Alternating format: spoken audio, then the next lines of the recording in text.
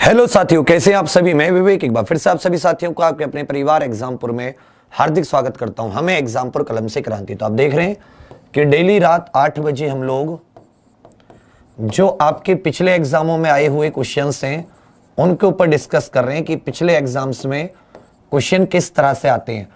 उसके साथ साथ आपको लेवल का पता चल जाता है, कौन से टॉपिक्स आपके वीक हैं आपको ये भी पता चल जाता है। और एक बार आपको वीक टॉपिक पता चल जाते हैं फिर आसानी से आपको कोई इश्यू नहीं होता, आप चीजों को अपने हिसाब से संभाल लेते हैं। ठीक है, चलिए फिर से एक बात कह रहा हूं कि हिंदी एक बार नहीं 10 बार पूरा एक एक टॉपिक कंप्लीट है। आपको जो टॉपिक जो पढ़ना हो आपको उस प्लेलिस्ट को सर्च कीजिए, मेरे नाम से वो प्लेलिस्ट आपको मिल जाएगी।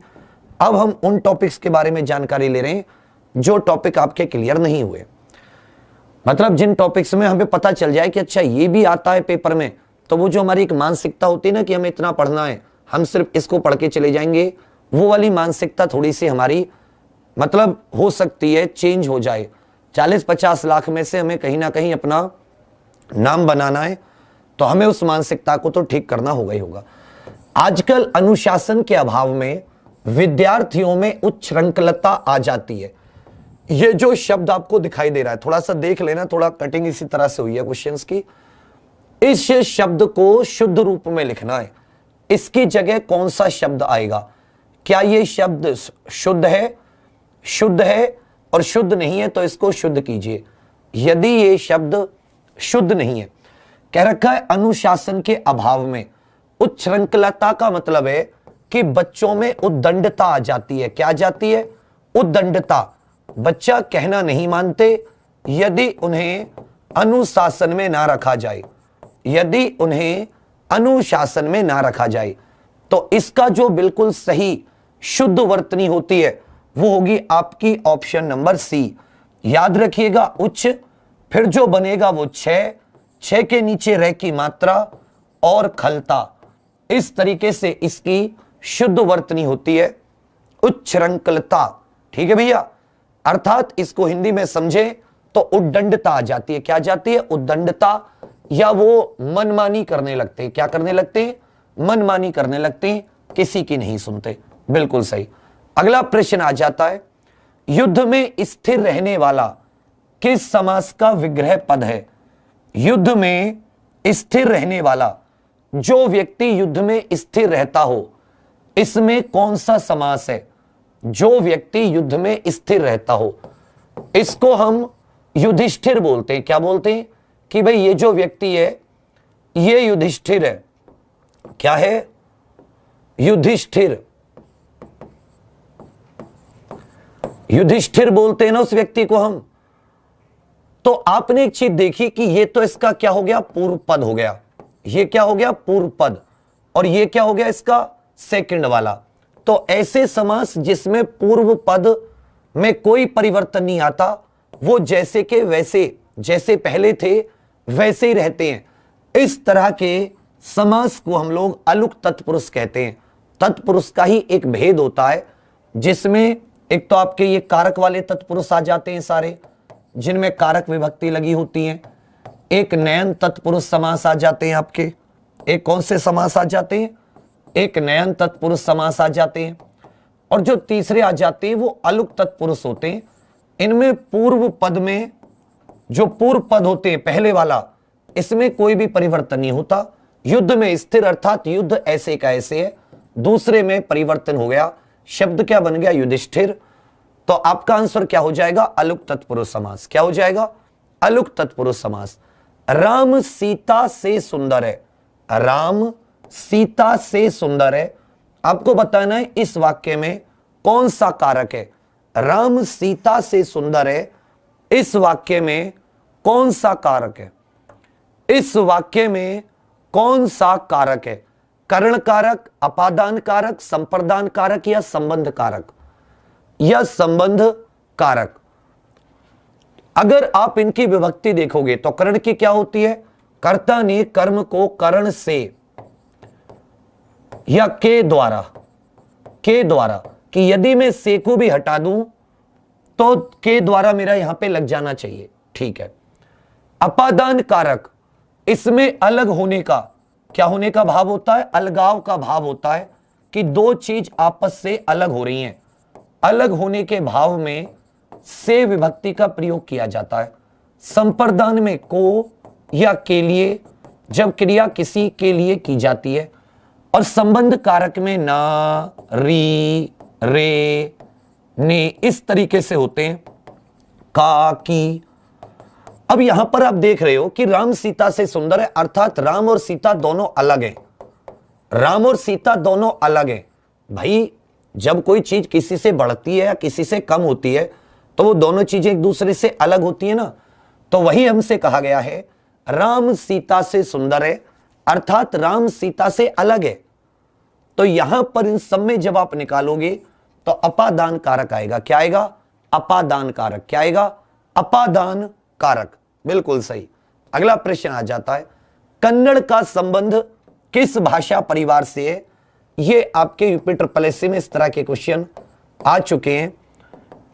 अभी ये कन्नड़ का संबंध किस भाषा परिवार से, अब कोई भी प्लेलिस्ट उठाओगे उसमें आपको भारत के भाषा परिवार बताए मैंने, उसमें कौन सी भाषा कितनी बोली जाती है, भारत में कितने प्रतिशत लोग बोलते हैं वो भी बताया है, और जो भी ऐप पर चल रही है उसमें बिल्कुल जीरो से एक एक चीज क्लियर करके चल रहे हैं। देखिए जो कन्नड़ है ये आपकी 4 भाषाएं, इसमें ओवरऑल यदि आप देखोगे तो ये द्रविड़ भाषा परिवार की भाषा है। किसकी? द्रविड़ भाषा परिवार की। ये भारत के दक्षिण भारत में किसमें फेमस है? दक्षिण भारत में। लगभग देश के 19.64% लोग कौन से परिवार की भाषा बोलते हैं? द्रविड़ भाषा परिवार की भाषा बोलते हैं। कितने प्रतिशत? 19.64%। कितने लोग बोलते हैं? 19.64% द्रविड़ भाषा परिवार की भाषा बोलते हैं। और भारत में कुल 17 भाषा ऐसी हैं। कितनी भाषा? 17 भाषा जो द्रविड़ भाषा परिवार की हैं। 17। ये दक्षिण भारत और दक्षिण भारत की जो जनजातियां हैं उन जनजातियों के लोगों द्वारा बोली जाती है 17 भाषा।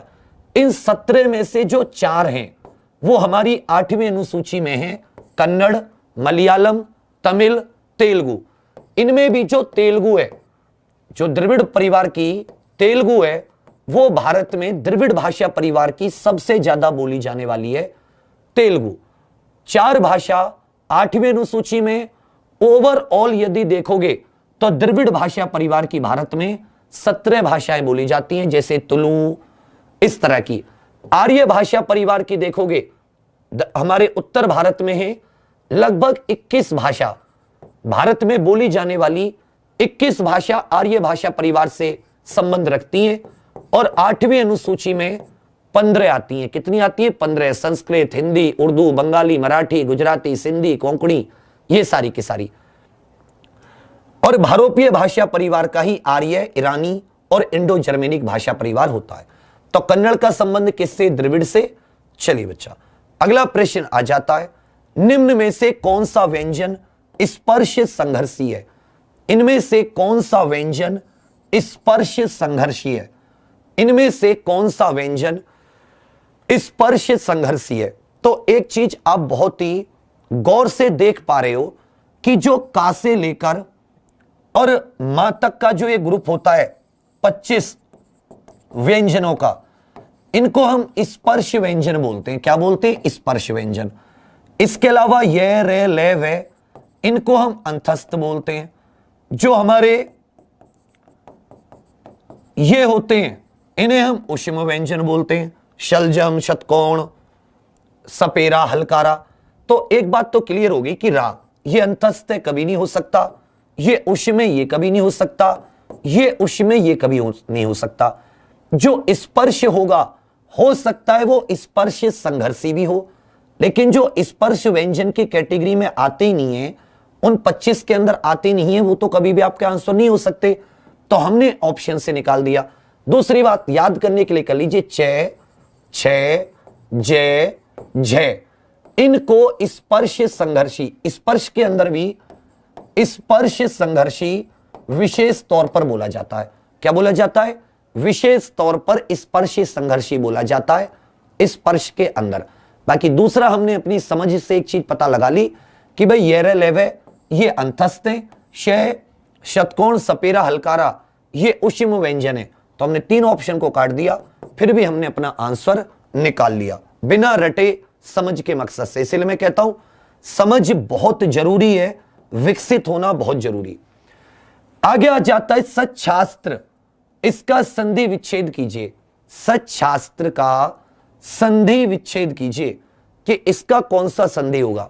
सच प्लस छास्त्र, सत प्लस शास्त्र, सत प्लस छास्त्र, सच प्लस शास्त्र।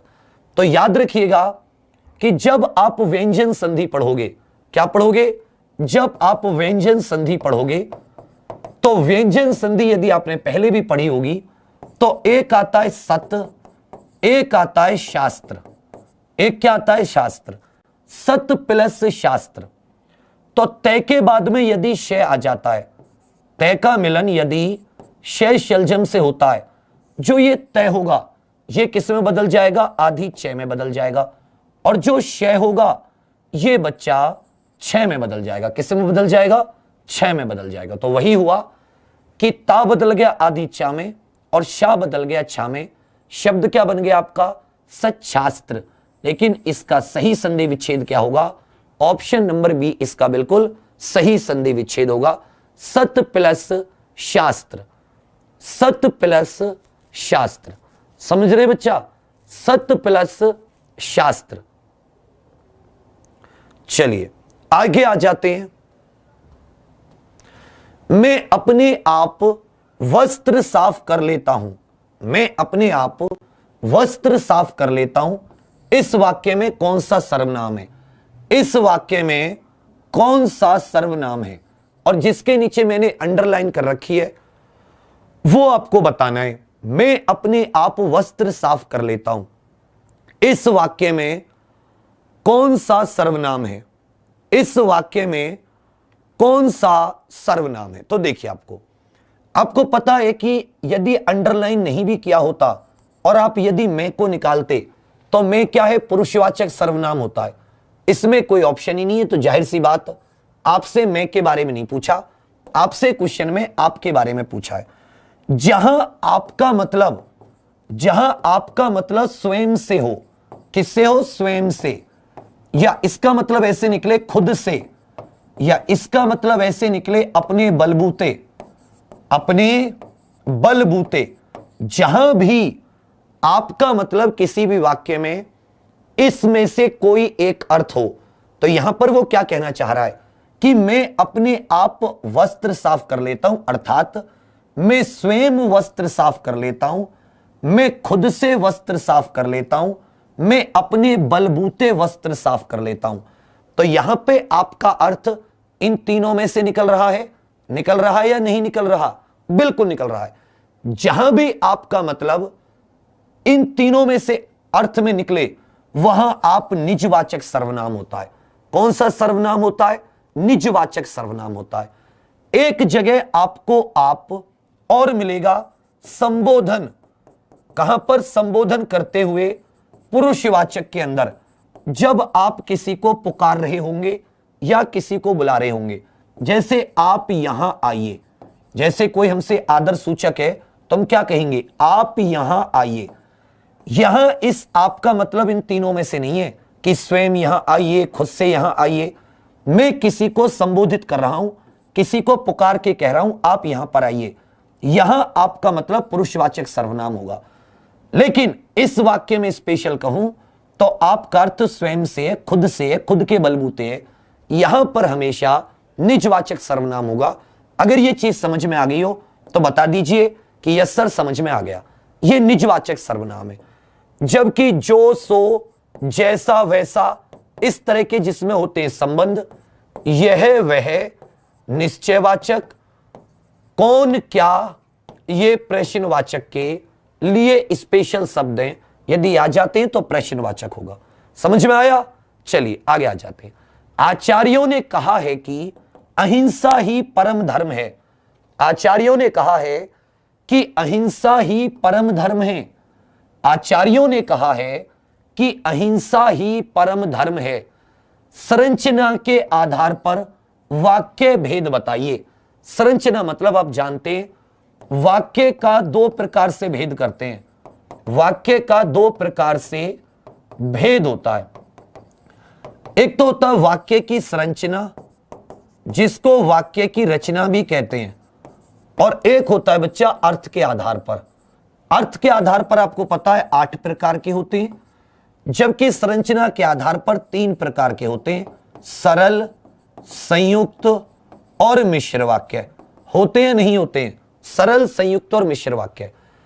सरल में एक उद्देश्य होता है, अर्थात एक व्यक्ति के बारे में एक ही बात कही जाती है। संयुक्त वाक्य में क्या होता है कि एक उद्देश्य के बारे में अनेक बातें कही जा रही हैं, एक से अधिक भी उद्देश्य हो सकते हैं। मिश्र में एक प्रधान वाक्य होता है और एक उस पर आश्रित वाक्य होता है। अब निकालने की कोशिश करते हैं। आचार्यों ने कहा है कि अहिंसा ही परम धर्म है। अहिंसा ही परम धर्म किसने कहा है? आचार्यों ने कहा है। तो इसमें जहां भी एक की का लग जाते हैं, ये हमेशा कौन से वाक्य होते हैं? मिश्र वाक्य होते हैं। कौन से वाक्य होते हैं? मिश्र वाक्य होते हैं। आचार्यों ने ही कहा है कि अहिंसा ही परम धर्म है, और यदि आश्रित उपवाक्य के तौर पर देखेंगे तो ये संज्ञा उपवाक्य है। कैसा उपवाक्य है? संज्ञा उपवाक्य, जिसमें की का लग जाता है। क्योंकि अहिंसा ही परम धर्म है किसने कहा है? आचार्यों ने कहा है। चलिए बच्चा आगे आ जाते हैं। ये डी इसका सही आंसर हो गया। आपने बुलाया होता तो हम अवश्य आते। आपने बुलाया होता तो हम अवश्य आते। अर्थ के आधार पर वाक्य भेद। मैंने कहा था 8 प्रकार के होते हैं। अर्थ के आधार पर कितने प्रकार के होते हैं? 8 प्रकार के होते हैं। आपको बताना है संदेहवाचक, इच्छावाचक, संकेतवाचक या आज्ञावाचक। संदेहवाचक, इच्छावाचक, संकेतवाचक या आज्ञावाचक। या आज्ञावाचक। एक चीज मुझे बताइए कि आप में से कितने ऐसे लोग हैं जिन्होंने पहले मुझसे हिंदी पढ़ रखी है और नोट्स आदि बना रखे हैं? कितने ऐसे जो पहली बार पढ़ना चाह रहे हैं, या मतलब उनके नोट्स वगैरह तैयार नहीं है, उनको चीजें बिल्कुल शुरू से एक एक चीज एकदम कवर करके चलिए। मैं फिर से कह रहा हूं, कोई इश्यू नहीं है। और ऐसा मत समझना कि एग्जाम पर कमजोर है, आज तक कोई रिजल्ट नहीं दिया। ये ईश्वर जानता है, मां सरस्वती जानती है, आप सभी पहले आपके कोई भाई बहन पढ़े हो वो सब जानते हैं कि एक एक चीज को कवर कराते हैं। एक एक चीज, कोई चीज पहले कवर होती है, कोई चीज ज्यादा कवर होती है। तो मैं भी देख रहा था कि कुछ लोग इधर उधर एग्जामपुर की बुराई करने लगते हैं। अगर तुमने कभी जीवन में एक चीज दिल से पढ़ी होती ना, यहां एग्जामपुर में कभी मुंह से उफ नहीं निकलती, और चेंज भी पता चलता कि चेंज क्या होता है दुनिया में, मैं कहां हूं, कहां स्टैंड कर रहा हूं। तो मैं चाहता हूं कि आप यदि बुराई करो करो, परंतु आप उस चीज को पहले देख लो कि हां भाई है इस लायक या नहीं है। मुंह उठा के कुछ भी कहने से नहीं होता। ऐसे नहीं कि 4 दिन साथ हैं 4 दिन नहीं है, हैं तो हैं, नहीं है तो नहीं है। छोटे छोटे कोई चलो बीएड की तैयारी कर रहा हो उसके लिए भी कुछ कर देते हैं, कोई किसी की कर रहा हो उसके लिए भी कुछ कर देते हैं। जब हर जगह से होता है कि यहां से क्लास नहीं होंगी तो आपको क्लास दे देते हैं इतने से छोटे से उसकी भी, कोर्स की भी, कि जिसको कोई पूछता नहीं है। लेकिन वही है कि आपको क्या लगता है कुछ को कि पता नहीं क्या है। अगर आपको लगता है तो फिर मत पढ़ा कीजिए यहां से, क्योंकि आप जिस मंदिर में जाके अगर उसको आपको उसके देवता पे भरोसा नहीं है तो मंदिर जाने का कोई फायदा नहीं होगा कभी भी। तो हमेशा चीजों पे विश्वास करके बढ़ा जाता है। कोई आज कराएंगे, कोई चीज कल कराएंगे, क्यों इतनी टेंशन लेनी। रही बात कुछ लोग पेड़ पेड़ पे पता नहीं इतना क्यों दुनिया परेशान है मुझसे। भाई तुमसे ऐसा ये बता दो कि तुमसे कौन से, तुम भी तो लोगों से पैसे लेते हो, चाहे ऑफलाइन में लो या किसी और चीज से लो। अगर मेरी तरह तुम लोग सब कुछ छोड़ के कर दो तो फिर तो अच्छा, मैं नहीं लूंगा। भाई मुझे अपने लिए थोड़ी ना, मेरे जैसे जाने कितने लोग यहां अलग अलग कोर्सेज में पढ़ा रहे हैं, भाई उनके भी तो घर बार होते हैं। ऐसा तो नहीं है कि मैंने 1100 रुपए में किसी का जीवन, मैं चैलेंज देके कह सकता हूं कि हिंदी का कोई पैर भी टच कर जाए जितना मैंने सिर्फ हिंदी में दे दिया, बाकी सब्जेक्ट की तो छोड़िए, एक भी चीज इधर से उधर हो जाए। पता नहीं मायूस कर देते हैं लोग यहाँ पे। बोले यार किसके लिए इनके लिए इतना किया 3-4 साल, जब कोई पूछता नहीं था, इनको दिन दिन रात रात क्लास, इनको मजबूती दी, सिलेक्शन भी हुए, किसी सबसे ज्यादा यूपी के जो मेन है, अभी किसी ट्रेनिंग सेंटर में भी पीएससी में पूछ लेना, आपका कोई साथी हो, 4 5 6 7 मिल जाएंगे आपके दोस्त जो यहां कभी पढ़ते थे, अभी भी पढ़ते हैं आगे के लिए। जो चीज पढ़ाते हैं उसको जड़ से एक एक चीज खत्म करके। तो थोड़ा सा यार आराम से, मतलब एक चीज होती है, किसी चीज की एक एथिक्स, नैतिकता होती है जीवन में। हाँ ये होता है यार 11,000 रुपए ले रहा है, 50,000 रुपए ले रहा है, तो यार 1100 रुपए भी तुम्हारा मन है, जीरो से एक एक चीज है तो ठीक है, नहीं तो कोई बात नहीं, तुम्हें लग रहा कर लोगे कर लो फिर, या पहले नहीं कराया हो। तो आपने बुलाया होता तो हम अवश्य आते। अब एक चीज यहां पर, यदि आप संदेहवाचक और इच्छावाचक में या आप संकेतवाचक में कंफ्यूज हो रहे हो, तो एक वो बताओ, क्या यहां पर कोई शक की बात हो रही है? क्या ऐसा लग रहा है, या ऐसे होता कि शायद आपने बुलाया, यहां पे आपको शक होता, लेकिन यहां शक की तो कोई बात ही नहीं है। जब शक की बात नहीं है तो संदेह खत्म, इच्छा खत्म, आज्ञा खत्म। यह एक संकेत दिया यह एक इशारा दिया जा रहा है कि आपने बुलाया होता तो हम अवश्य आते। यह इशारा है बच्चा, इशारा। जब हम किसी को संकेत देते हैं कि अच्छा अगर आप बुलाते तो हम अवश्य आते, यह संकेतवाचक है। चलिए अगला आ जाता है, निम्न में से कौन पदबंध का भेद नहीं है?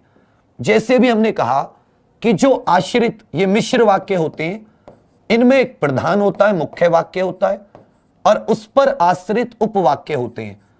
इन्हें 3 प्रकार के होते हैं, संज्ञा उपवाक्य, विशेषण उपवाक्य और क्रिया विशेषण उपवाक्य। पिछले कई टेस्टों में जो लगातार आ रहा है उसको ये चीज बिल्कुल मिली होगी।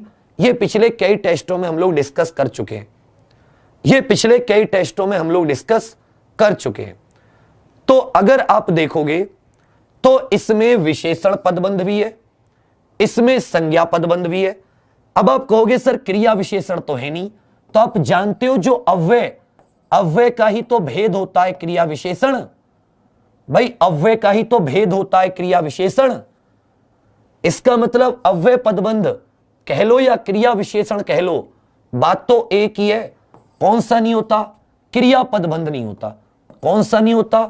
क्रिया पदबंध या क्रिया उपवाक्य नहीं होता। पदबंध भी कह सकते हो, उपवाक्य भी कह सकते हो।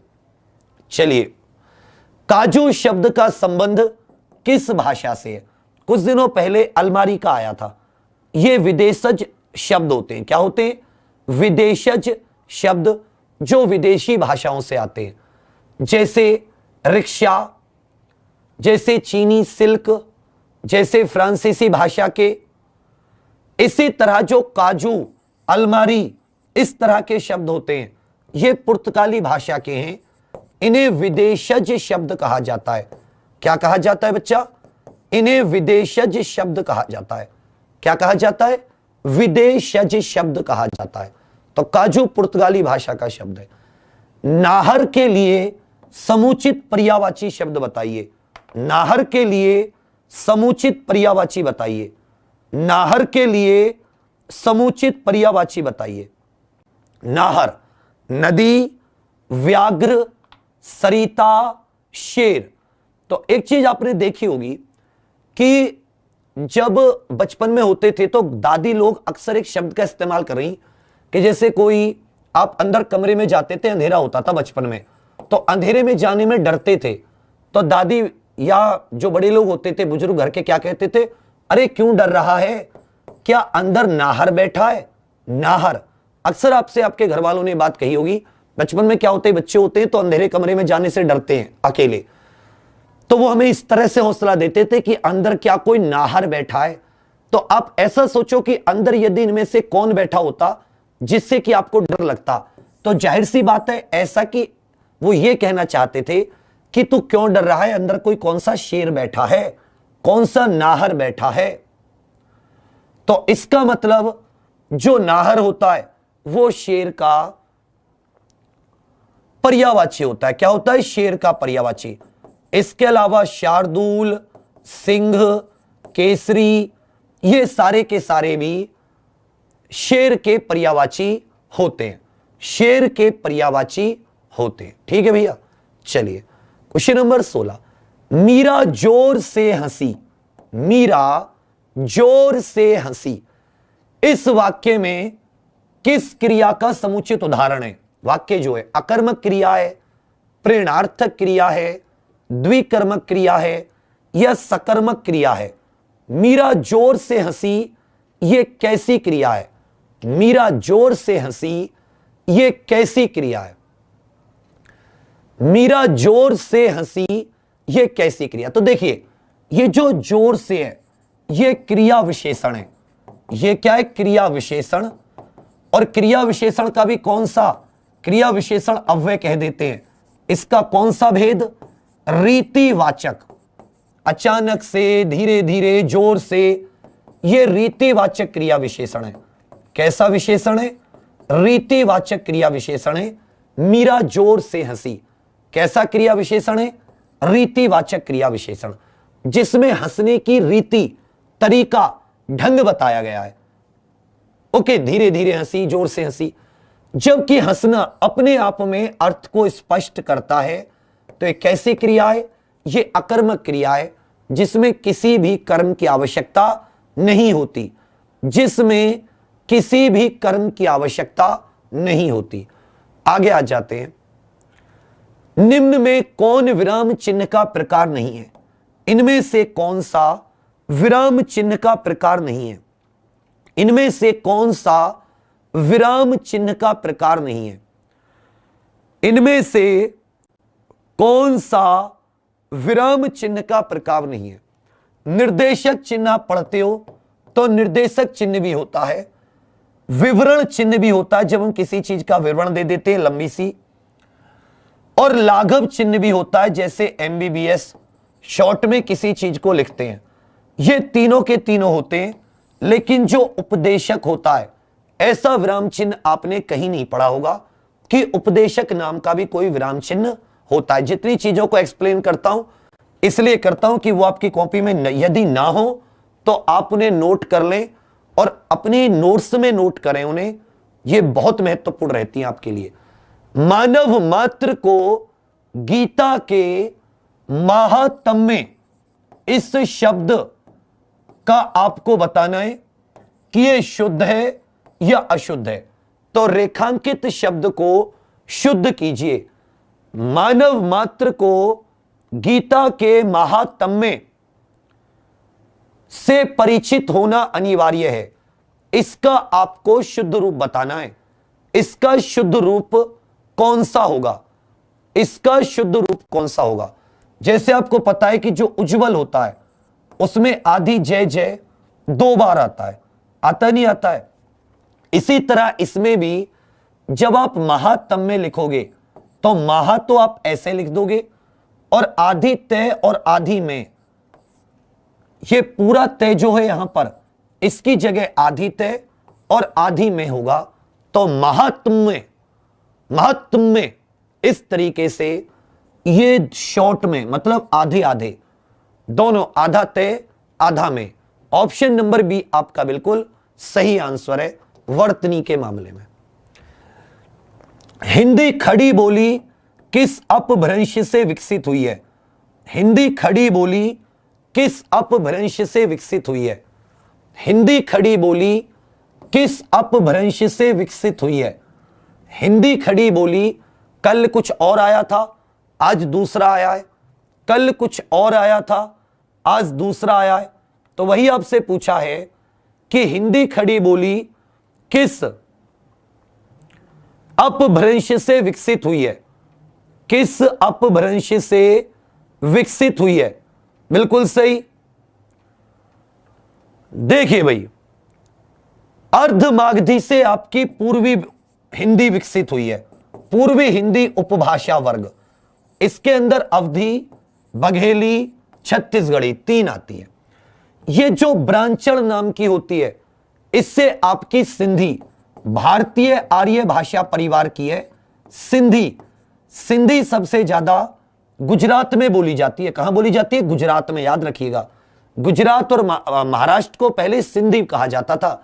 यह सिंध का हिस्सा हुआ करता था, कराची वाले का, जो पाकिस्तान में। शौर सैनी मथुरा के आसपास की जगह है। यहां से पश्चिमी हिंदी उपभाषा वर्ग, पश्चिमी हिंदी उपभाषा वर्ग, जिसकी खड़ी बोली, जिसकी ये क्या नाम है, कन्नौजी, जिसकी आपकी क्या जाती है, बुंदेली, ब्रजभाषा और हरियाणवी। तो ये सारी की सारी कब कब है, ये पांचों किससे निकली है, पश्चिमी हिंदी, जो कि शौर सैनी से। तो भाई आपसे कहा है खड़ी बोली इसी के अंदर आती है। और मागधी से बिहारी हिंदी उपभाषा वर्ग। देखिए तीन चीजें होती हैं, एक बोली होती है, एक क्या होती है, बोली। बोली का जब भी कोई मानक भाषा जिसका आप अध्ययन करना शुरू करते हो, वो तीन चरण से होकर गुजरती है। किससे गुजरती है, तीन चरण से होकर गुजरती है। जिसका भी आप अध्ययन करते हो वो तीन चरण से होकर गुजरती है बोली।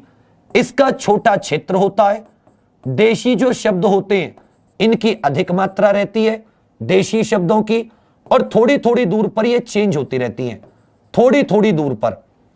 बोली के अंदर बोली के अंदर जब बच्चा, इसका क्षेत्र विस्तृत हो जाता है, ज्यादा लोग इसको मान्यता देने लगते हैं, तो इसमें साहित्यिक रचना होने लगती है। साहित्यिक रचना होने लगती है तो इसकी लिपि निश्चित हो जाती है। ऊपर वाली की तो लिपि नहीं निश्चित थी। आप ढोर को कैसे लिख दो, ढोर लिख दो, ढोर लिख दो, कोई मतलब ही नहीं है। बोली की लिपि निश्चित नहीं होती, लेकिन इसकी लिपि निश्चित होने लगती है, साहित्यिक रचनाएं होने लगती है, विस्तृत होने लगती है। और जब यही एक विस्तृत विभाषा जिसको और ज्यादा मान्यता मिलने लगती है, तो उसके अंदर वैज्ञानिक शब्दावली प्रशासन में काम आने लगती है। ज्यादातर लोग उसको बोलने लगते हैं, समझने लगते हैं, तो सरकार लोगों से वार्तालाप करने लगती है। और जो दैनिक शब्दावली होती है वो निश्चित हो जाती है, लिपि के नियम निश्चित हो जाते हैं, व्याकरण निश्चित हो जाता है। वही विभाषा किस में बदल जाती है, मानक भाषा में बदल जाती है। किस में बदल जाती है, मानक भाषा में बदल जाती है। अब यहां पर एक चीज आता है, फिर ये उपभाषा क्या होता है, जिसे हम कहते हैं कि हिंदी की 5 उपभाषाएं। तो हमने क्या कहा बच्चा, कि ऐसी बोलियां या ऐसी भाषा जिसका स्रोत कोई एक था, जैसे 5 बोलियां हैं, खड़ी बोली, कन्नौजी, बुंदेली, ब्रजभाषा, हरियाणवी, इनका एक स्रोत था शौर सैनी अपभ्रंश। कौन सा, शौर सैनी अपभ्रंश। और ये देश के पश्चिम हिस्से की तरफ थी, मथुरा आदि की तरफ थी। तो हमने थोड़ा सा ये कहने की कोशिश की, औरों से अगर बिहार से बात करें, मगध से बात करें, तो मगध के तो पश्चिमी हिंदी पश्चिमी हिस्से में ही थी। ये भाई बिहार पूरब में पड़ता है और मथुरा तो बिहार के पश्चिम में ही पड़ेगा। तो हमने कहा कि ये सारी की सारी एक जैसी है, इनका स्रोत एक है, ये सब शौर सैनी अपभ्रंश से प्रभावित हैं। तो हमने इसका एक ग्रुप बना दिया। तो उपभाषा जो होता है वो वर्ग होता है। वर्ग का मतलब वो समूह होता है, ग्रुप होता है। ऐसी बोली, ऐसी भाषाओं का जो एक स्रोत से निकली हुई होती हैं, जो एक सोर्स से निकली हुई होती हैं। क्लियर है, उपभाषा अलग होती है, विभाषा अलग होती है। एक उपभाषा वर्ग के अंदर कई विभाषा हो सकती हैं। तो जो भाषा का चरण होता है वो मूल रूप से 3 ही होते हैं, बोली, विभाषा और मानक भाषा। और इसी खड़ी बोली के मानक रूप को हम लोग हिंदी में, हिंदी के तौर पर प्रयोग में लाते हैं। हमारे संविधान के द्वारा राजभाषा का दर्जा दिया गया है। ब्रांचल से सिंधी, पैसाची से लहंदा और पंजाबी। जिन शब्दों की उत्पत्ति का पता नहीं चलता है, जिन शब्दों की उत्पत्ति का पता नहीं चलता है, उन्हें क्या कहा जाता है, मतलब वो शब्द पता ही नहीं होते। जैसे लोटा, ऐसे शब्दों का पता नहीं कि ये शब्द कहां से आया है। ना तो वो विदेशी भाषा का है, ना वो संस्कृत से आया, ना वो संस्कृत से बदल के आया। तो एक बात क्लियर हो जाती है कि वो अपनी देश की ही भाषाओं का शब्द है। इसलिए हम उसे क्या कह देते हैं, देशज शब्द कह देते हैं। क्या कह देते हैं, देशज शब्द कहते हैं। आगे आ जाते हैं, शैतान की आंत।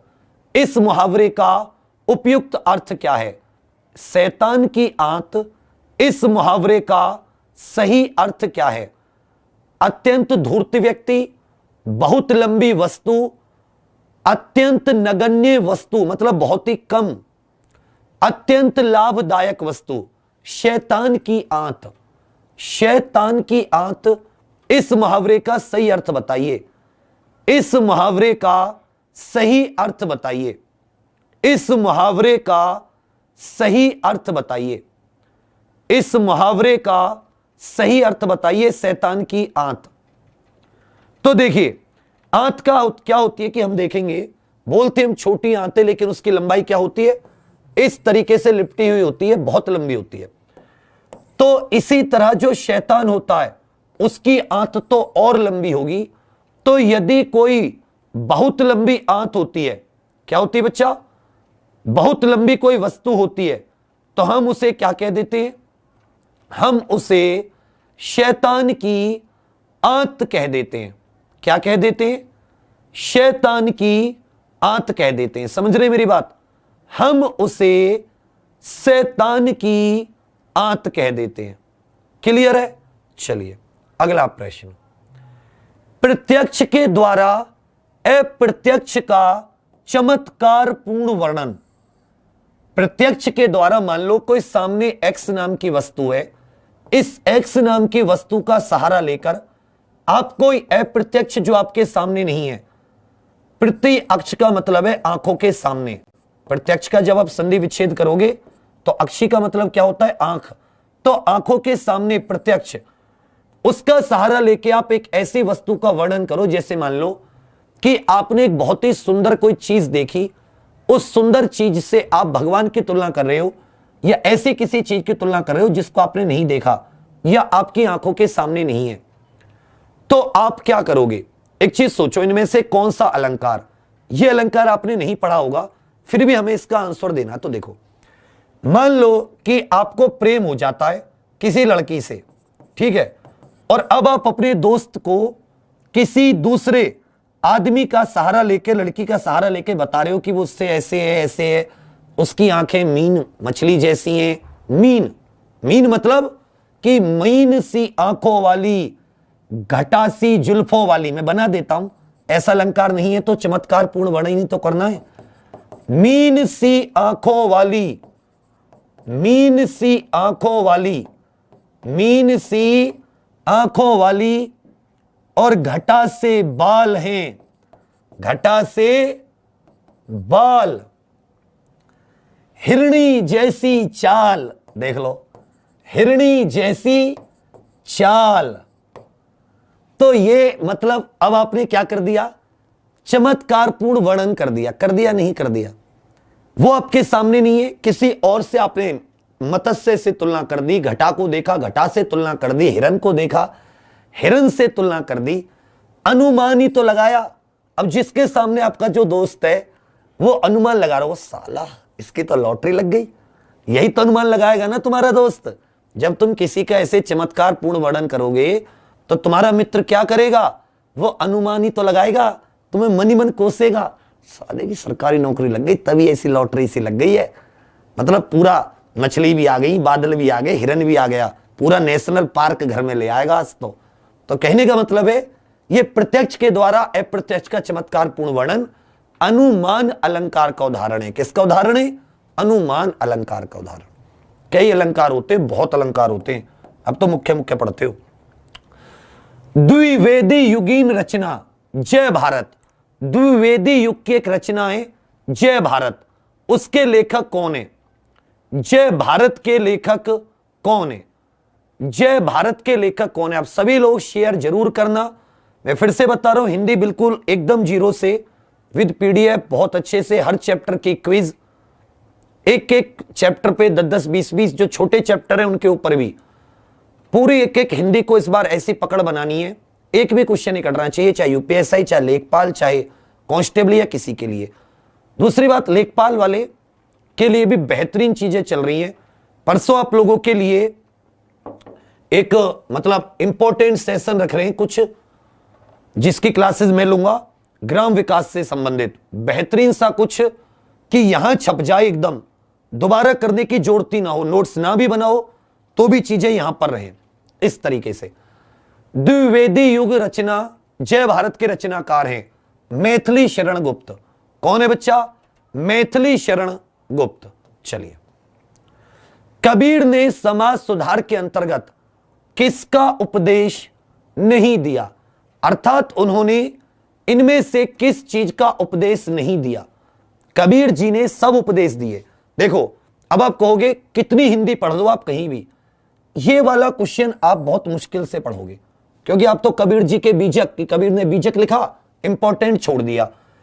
लेकिन यदि वहीं पर कोई व्यक्ति कबीर के बारे में 4 लाइन लिख दे तो आपका यह क्वेश्चन हमेशा के लिए ठीक होता।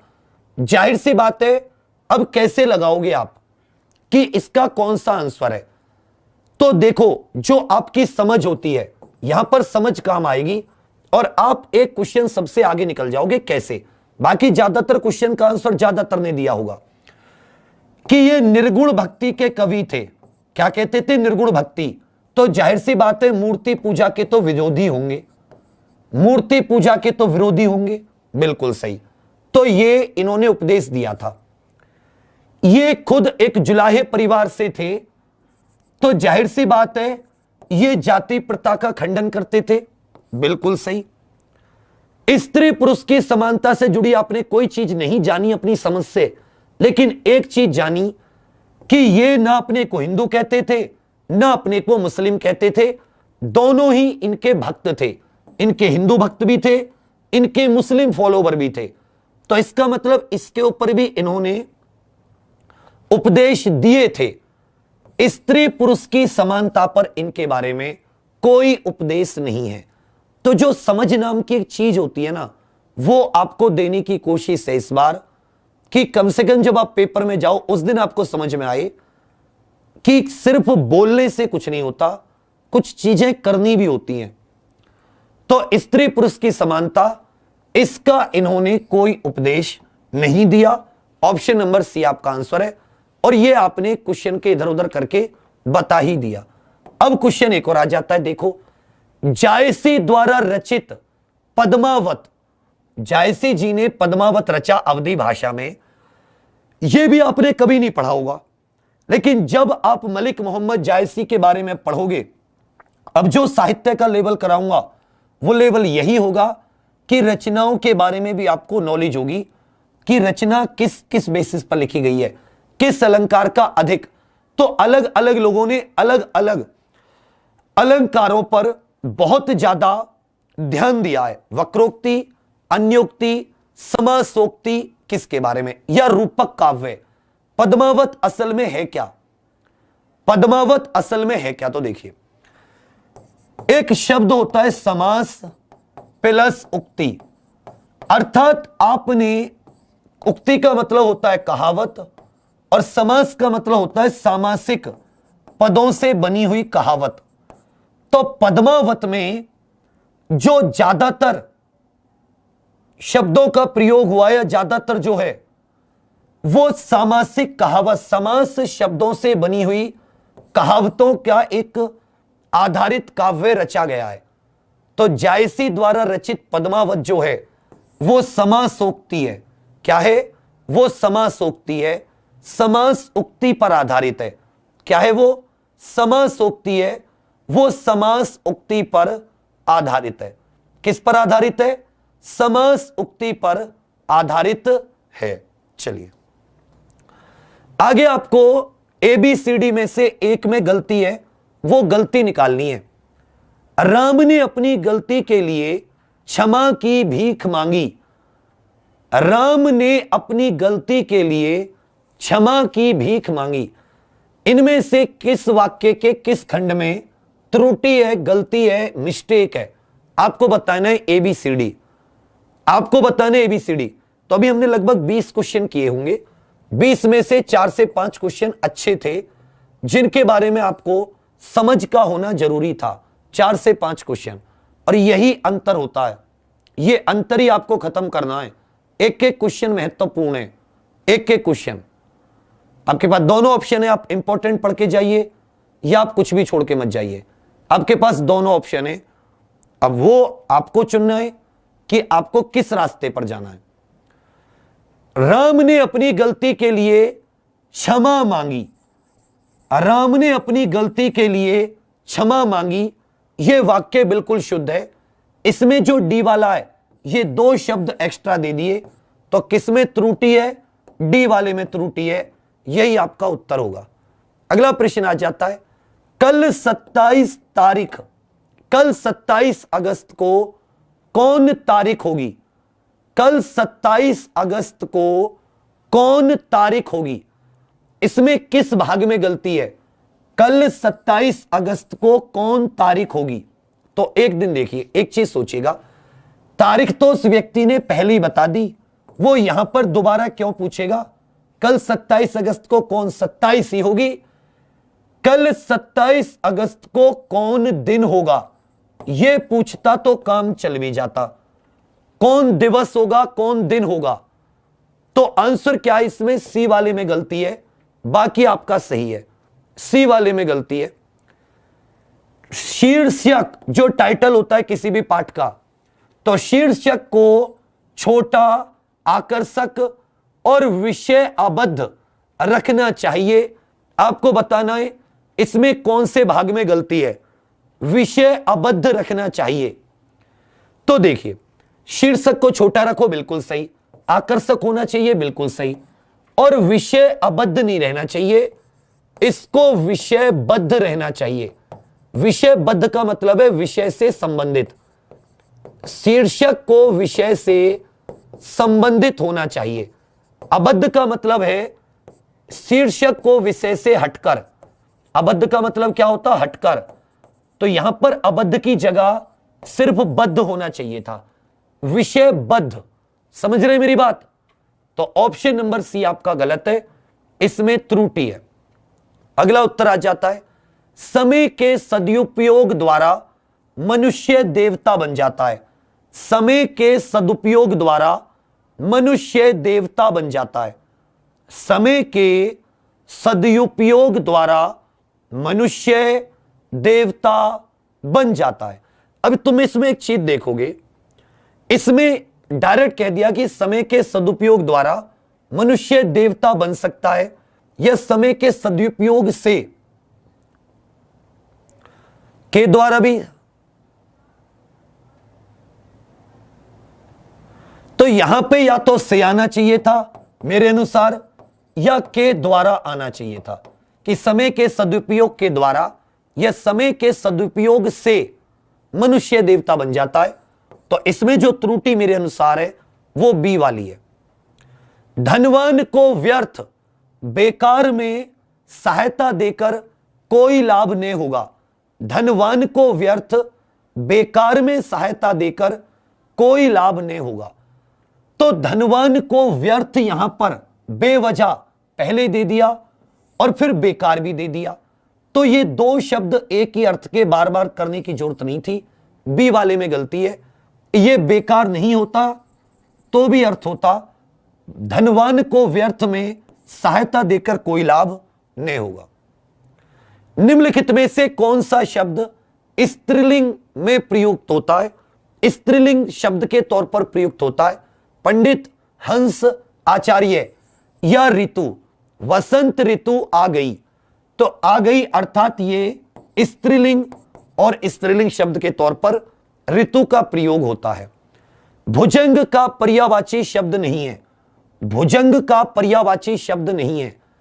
भुजंग व्याल, सर्प, पन्नग, सांप, ये सारे के सारे क्या होते हैं?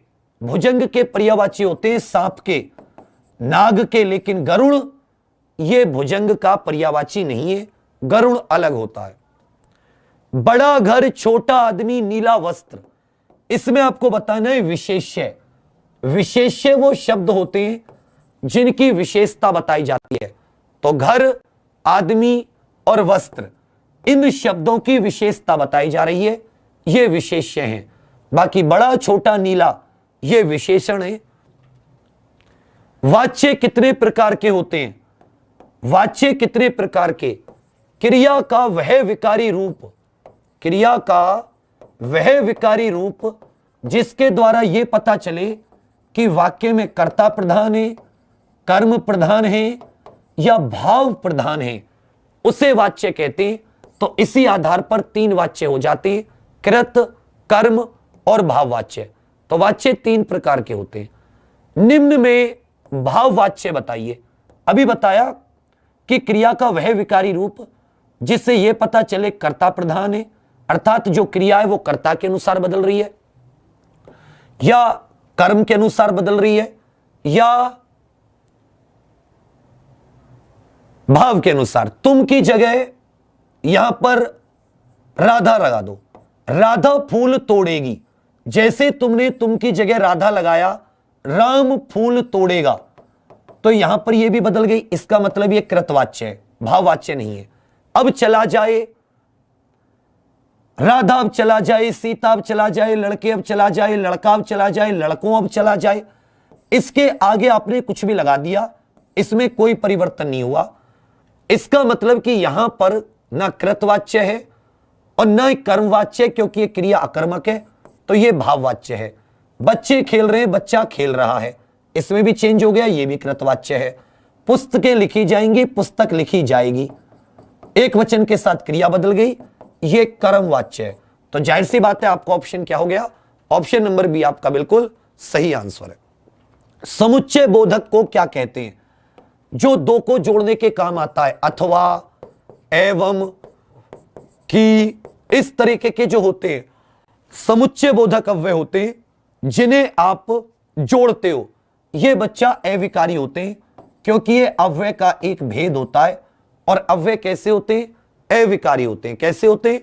अविकारी होते हैं। हिंदी में कितने वचन होते हैं? 1-2 दिन पहले भी इसके ऊपर चर्चा हुई थी कि संस्कृत में 3 वचन होते हैं।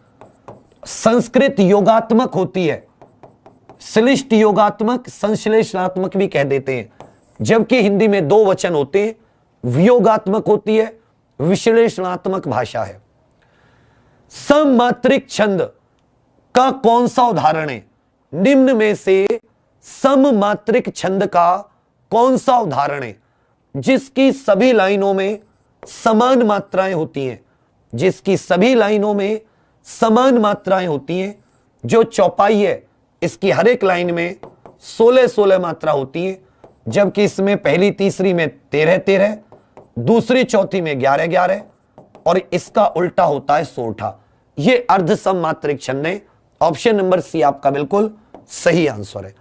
अगला प्रश्न आ जाता है, सरस्वती का पर्यायवाची नहीं है। सरस्वती का पर्यायवाची नहीं है। वाणी, वाणी देती है, वीणा, हाथ में वीणा होती है, शारदा मां शारदा। कमला, कमल पर विराजमान लक्ष्मी जी का होता है। कमला, पद्मा, ये किसके होते हैं? लक्ष्मी जी के होते हैं। सरस्वती का पर्यायवाची नहीं है। इक्षु का तद्भव रूप क्या है? इक्षु को यदि आप इक्खु कहोगे तो ये अर्ध तत्सम है। क्या है? अर्ध तत्सम। और ईख कह दोगे तो ये पूरा का पूरा तद्भव है। अर्ध तत्सम अक्सर आप पढ़ते हो ना, तो टूटी फूटी संस्कृत इक्खु, ये क्या हो जाती है आपकी? अर्ध तत्सम। और जब इसको आप पूरा बदल देते हो, ईख हो जाता है तद्भव। तो इक्षु का तद्भव रूप क्या है? ईख। रेलगाड़ी कैसा शब्द है? 2 भाषाओं के शब्दों से मिलकर बना है। रेल और गाड़ी अंग्रेजी, ये हिंदी। ऐसे शब्दों को संकर शब्द बोलते हैं, जैसे रिक्शा वाला। तो 2 भाषाओं के शब्दों से जो मिलकर बनते हैं उन्हें हम लोग संकर शब्द बोलते हैं। थोक का पर्यायवाची, थोक में लेते हो ना आप सामान, तो वही आपसे पूछा है कि थोक का पर्यायवाची क्या होगा। तो याद रखिएगा, थोक का पर्यायवाची पर्यायिक होगा। क्या होगा? पर्यायिक। थोक का पर्यायवाची पर्यायिक होगा। क्वेश्चन नंबर 18, विभू का पर्यायवाची क्या होगा? विभू का पर्यायवाची क्या होगा? कहते ना विभूति आदमी है, ये तो विभू है, तो जो हमेशा है, रोज है, सर्वव्यापक है। विभू रोज है, भगवान विभू होता है ना, सर्वव्यापक, नित्य, तो ये क्या हो जाता है? विभू। व्यास का विलोम शब्द, व्यास का विलोम शब्द, तो देखिए व्यास क्या होता है? जब किसी चीज को शॉर्ट कर देते हैं, छोटा कर देते हैं, संश्लेषित कर देते हैं। और व्यास मतलब जब हम इसको बड़ा कर देते हैं, समास। दूसरा इसको आप ये भी कह सकते हो कि जब इसको विश्लेषणात्मक कर देते हैं। आगे आ जाते, छक्का पंजा करना, छक्का पंजा करना, 6-5 करना भी आप कह सकते हो, छक्का पंजा को 6-5 भी कह सकते हो। तो 6-5 का मतलब है ओछी हरकत से कार्य सिद्ध करना, ओछी हरकत से कार्य सिद्ध करना। तो 20 क्वेश्चन ये थे, 20 क्वेश्चन ये, ओवरऑल आपके 40 क्वेश्चन हो गए। अब आप स्कोर बताइए कि आज आउट ऑफ 40 आपका स्कोर कितना है। लगभग 40 में से आपका स्कोर कितना है? 40 में से ये सब प्रीवियस ईयर है। और मैं फिर से आपसे एक ही बात कहूंगा कि आप लोग इस बार अपने आप को पूरी तरीके से तैयार होके जाइए, क्योंकि ये आपके लिए आपको समय भी मिलेगा। ऐसा नहीं कि आपको पढ़ाई का समय नहीं मिल रहा। अब आपको एक बार चैप्टर पढ़ना है, जो भी क्लास आप ले रहे हैं, चाहे पेड ले रहे हो चाहे आप अनपेड ले रहे हो, जो भी आपका है, उसका बार बार रिवीजन कीजिए, ज्यादा समय रिवीजन को दीजिए उसी क्लास के, क्योंकि आप जितना मजबूत होके जाते हो उससे आपकी समझ बढ़ती है और आप ये देखोगे कि समझ से ही प्रश्न हल होते हैं। नेक्स्ट वीक से, परसों से कोशिश है कि आपके लिए कुछ स्पेशल स्टैटिक जीके टाइप की क्लास सुबह 6:30 बजे करंट अफेयर की तो होती है ही, एक 5:50 पे भी top 10 liner 1 liner type start करने की कोशिश की है कि जिसको बहुत कम समय वो उसको देख ले, और जिसको डीपली अच्छे से पढ़ना होता है वो सुबह 6:30 बजे देख ले। तो करंट अफेयर की क्लास में आना मत भूलिएगा। उसके अलावा छोटे छोटे सेशन लेने हैं आपके इंपॉर्टेंट टॉपिक्स के, जीरो से बिल्कुल एकदम बेसिक से अगर आपको करनी है। एग्जाम पर ऑफिशियल ऐप है, हर एक सब्जेक्ट की अलग अलग, आप चाहे किसी से पढ़ सकते हैं, मैथ 3-4 से, जिसका समझ में आए। खूब सारे प्रैक्टिस के क्वेश्चन, इसी तरह रीजनिंग, इसी तरह जीके, इसी तरह हिंदी, और भी अगर आपके कोई सब्जेक्ट है, सब वहां पे अवेलेबल है। कोई निराशा नहीं होगी लॉन्ग रन में जब आप चलोगे। दूसरी बात, एक एक चीज को कवर, मतलब बिल्कुल स्तर से, यह जिम्मेदारी है। तो जो बिल्कुल जीरो से स्टार्ट कर रहे हैं या नहीं किया है, या पहले से थोड़ा बहुत आता है और बहुत बेसिक से, तो एग्जाम पर ऑफिशियल ऐप डाउनलोड कर लीजिए, परिवर्तन बैच है। ताकि स्कोर अपने कमेंट्स बताइएगा, क्लास कैसी लगी। लगभग हमने यूपी SSC के जितने क्वेश्चन आए वो हमने सारे कवर कर लिए। कल हम लोग PCS का देखते हैं कि PCS के किस हद तक आते हैं। और मैं भी इसमें, ऐसा नहीं है कि आप ही देखते हो, मैं भी इसमें क्वेश्चन देखता रहता हूं कि अच्छा ये टॉपिक है जिसको इनको और एक बार अच्छे से कराना है, और इस बार आपके पास समय है, तो इस बार कंपटीशन भी ज्यादा है, तो आपको इस बार मेहनत भी ज्यादा करनी होगी, लोगों को पढ़ने का समय भी ज्यादा मिल रहा है। आप अपने आप से ये सवाल मत करना कि कितना पढ़ूं, क्यों पढ़ूं, बस ये समझ लेना कि ये तपस्या है और इस तपस्या का फल मेरी नौकरी है, जितना भी दे सकूं उतना दे दीजिए। और अगर अभी भी आपने वही छक्का पंजा इधर उधर की बातें की तो उसका कोई निदान नहीं है। ऐसे न जाने कितने आए और कितने आगे आते रहेंगे। एग्जाम पर ऐसे ही चलाए, खून पसीने से ऐसे ही चलेगा, क्योंकि मेरा दिल जानता है, जमीर जानता है और ईश्वर जानता है कि अगर मैं अपनी मेहनत के लिए किसी से 1100 रुपए ले रहा हूं और उसमें भी बहुत सारे लोगों को देनी पड़ती है सैलरी, तो मैंने कोई गलत काम नहीं किया, मैंने कोई अपराध नहीं किया। अगर 11,000 10,000 लेता तो शायद मैं अपराधी होता, लेकिन हर व्यक्ति को मौका कि वो चाहे तो मेहनत करके कर सकता है इकट्ठा। तो आप सभी लोगों से रिक्वेस्ट है कि फालतू की बात इधर उधर ध्यान ना देकर पूरा अपना ध्यान दें पढ़ाई पर, एक एक चीज पर नोट्स बनाने की पूरी कोशिश करें। वही है कि जो आपके दिमाग में या मतलब बनी रहती है वो सारी की सारी बातें। चलिए फिर, थैंक यू। अभी 9 बजे ग्राम विकास की, ग्रामीण परिवेश की, 10 बजे मैथ, 11 बजे फिर से सुबह करंट अफेयर का रिवीजन है। थैंक यू साथियों, लाइक शेयर सब्सक्राइब करना मत भूलना, और एग्जाम पर ऑफिशियल है, प्ले स्टोर पर डाउनलोड कीजिए। बहुत सारे नंबर हैं, आपको नंबर दिए गए इसमें, अभी जो वो आएगा थंबनेल सा, उस पर नंबर लेके भी आप कॉल कर सकते हैं, व्हाट्सएप कर सकते हैं। Thank you.